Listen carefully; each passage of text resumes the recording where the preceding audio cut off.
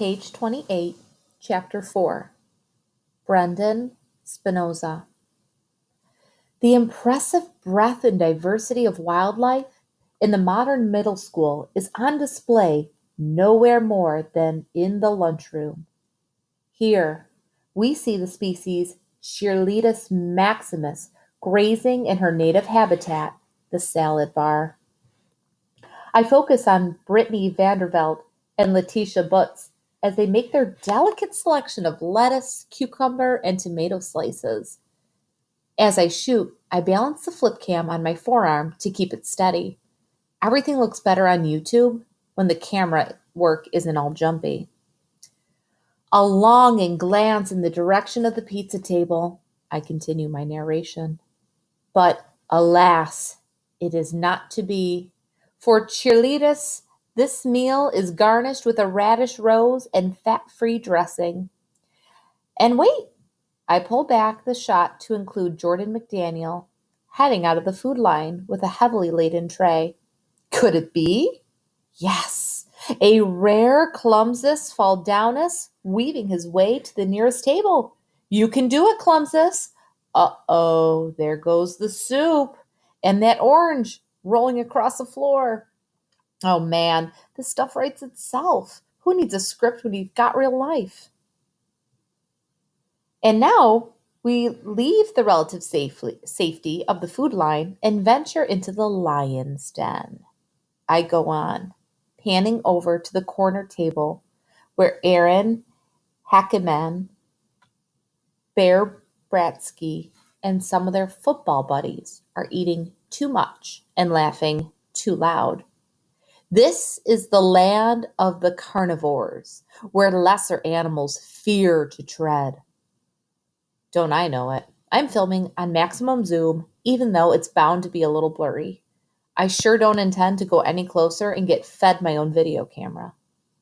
But where's their leader? The apex predator. Could that be him paying for a pack of Fig Newtons at the cash register? Yes, it is. The king of beasts. Footballus herois. His thunderous footsteps striking terror in the hearts of all creatures, great and small.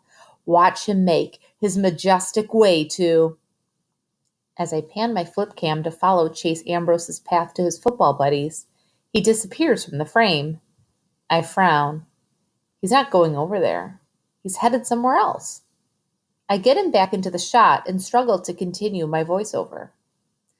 But wait, mighty Footballus has changed direction. He's taking his mighty self to a different table. For reasons known only to his supreme mightiness, he's coming... Oh my God, he's coming here. I whip the camera away fast enough to leave a trail of burnt air hanging in the cafeteria. He's right opposite me, larger than life, holding his tray over my table. Why is Chase Ambrose coming anywhere near lowly me? Does he know I'm making fun of him and his friends in a YouTube video? If so, I'm dead. No ifs, ands, or buts. My last interaction with him was the time he and his co-Neanderthals stood me against a tetherball pole and then played an intense game, the rope whipping around me until I was trussed up like a turkey. I'd probably still be there if the sanitation workers hadn't come to empty the dumpster that day. Actually, I'm lucky I wasn't in the dumpster. Those jerks bullied Joel Weber so badly that his folks finally sent him to a boarding school. Is anyone sitting here? Chase asks.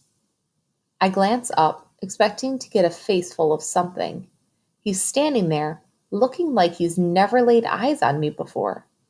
My mind screams, "Red alert, red alert!" But aloud I say, "Help yourself." He takes a seat and then actually spreads his napkin across his lap, just like a civilized person.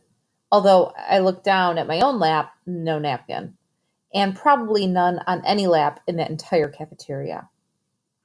This is the weirdest thing that's ever happened, unless, could the rumors be true? It was the biggest news in town that the great Chase Ambrose fell off his roof and landed on his head this summer. You can still see the cuts and scrapes on his face and his arms in a sling.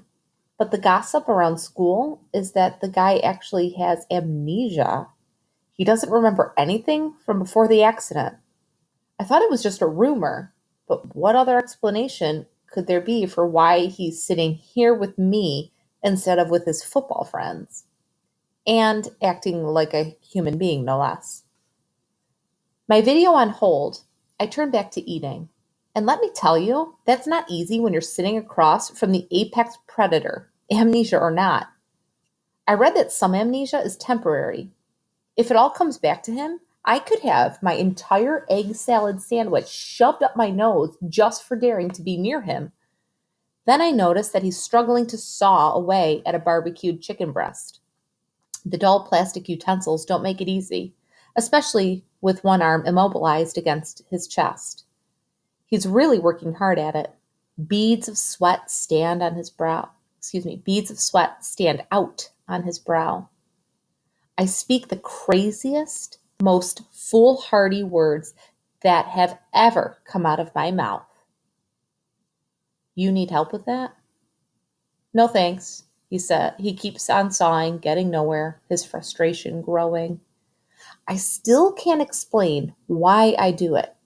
I get up, loop around the long table, and approach Chase from behind. It's easier when both arms work. He battles a moment longer and then gives in with a sigh. Maybe I could use a hand. So there I am, in the middle of the cafeteria, hunched over the apex predator, cutting up his chicken. At one point, Shoshana Weber passes by and shoots me a look that perfectly combines shock, amazement, and disapproval. Or maybe she's just trying to figure out why I'm sawing at his meat instead of his carotid artery. I finish, put down the knife, and hand him back the fork. Thanks, he says sheepishly. No big deal. I return to my side of the table, sit down, and hit the floor hard. A chorus of raucous laughter explodes all around me. That's when I notice I'm surrounded by football players. Bear puts my chair down on top of me, trapping me under it. Chase, man, you're at the wrong table, Aaron exclaims. Come with us. We saved you a spot. They practically kidnap him and drag him to the lion's den. A few seconds later, the chair is lifted off me and someone hauls me to my feet. Chase. Sorry, he says, looking uncomfortable. Come on, man, over here, comes a volley of shouts. He hesitates. Hey, they're your teammates and your best friends, I tell him, because maybe he doesn't remember. Right. If I didn't know better, I'd think he wasn't that thrilled with the idea. Back in my seat, I take out my camera and realize that the video has been running the whole time. There's no picture, obviously, but the audio is all there. I might listen to it later just to prove to myself that I've had a close encounter with Chase Ambrose and live to tell the tale.